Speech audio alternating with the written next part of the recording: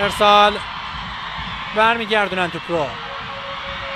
بازم هاشم نژاد عالی داره کار میکنه، از سمت چپ توپ رو برمیداره، حرکت میکنه. 3 در مقابل 3، پاس رو به جلو، این ضربه و گل چهارم.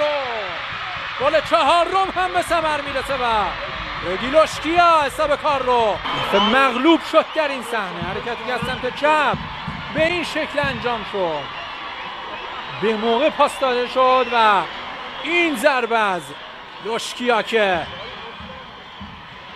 در درون دروازه حریف قرار میگیره. هاشم نژاد اغراق نیست اگر بگیم یکی از بهترین بازیکن زمین بوده، علیرغم هتریک کردن دوماگوی. هاشم نژاد دست کمی از او نداشته در این دیدار.